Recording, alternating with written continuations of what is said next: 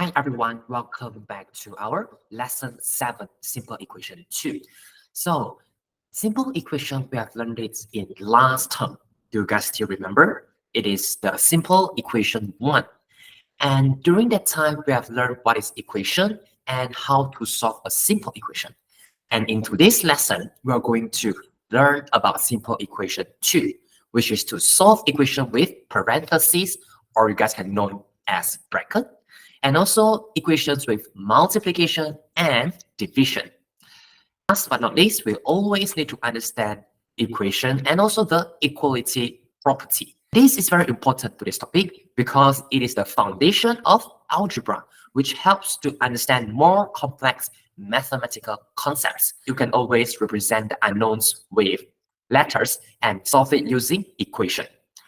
Next, it is to cultivate the basic computational skill, which is the calculations, okay? To improve your calculation and logical reasoning skills, because these are some abstract thinking. It will help you in the areas, for example, science, technical, engineering, and math, which we call it STEM.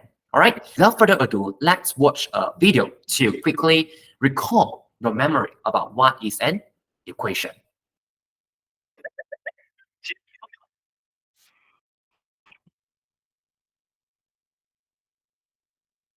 Which is called the equality, where we both add or multiply the same number at both sides.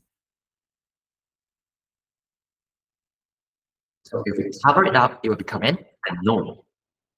And we represent a letter. This is called equation.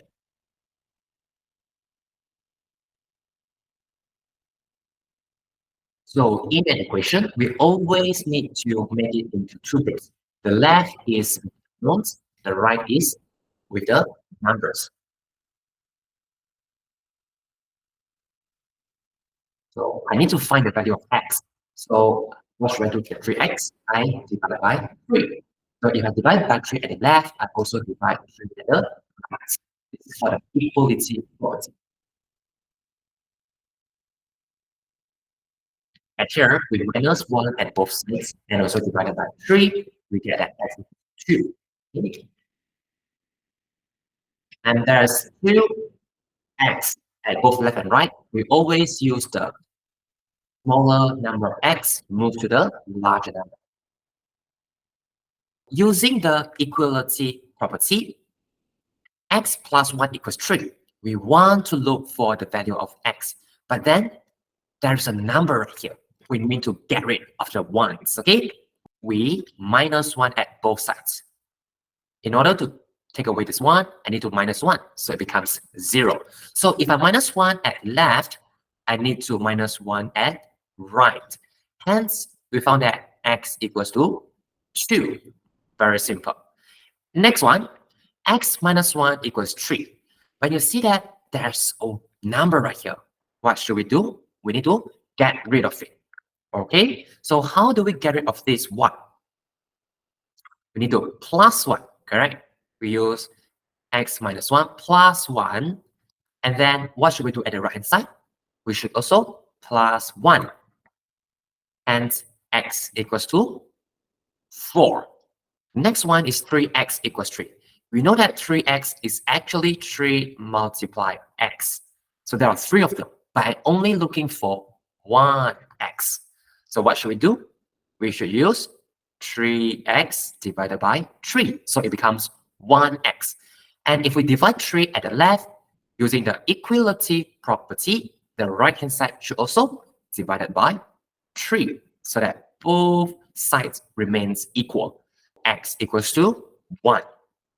The last, we have x divided by 2 equals 3. But I want the value of x. So how should I get rid of the divided 2?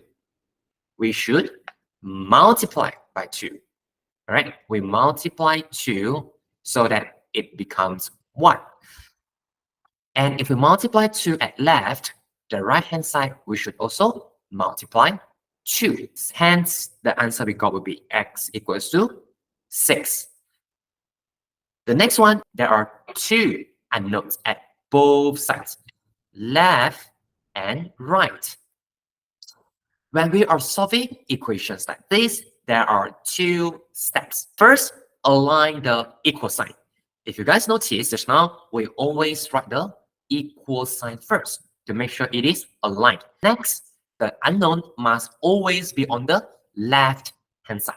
See, we have 20 right here plus 4x equals 32 minus 2x. We want to get rid of this 20. What should we do?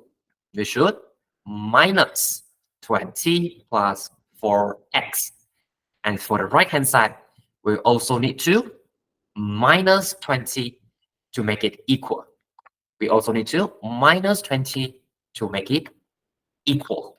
We got 4x equals to 12 minus 2x. The right hand side is a number with unknown. So we want to get rid of the unknown right now. What should we do? We just need to plus 2x plus 2x.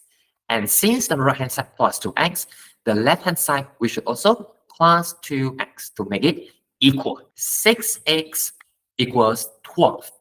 Is this the final answer? No. Why?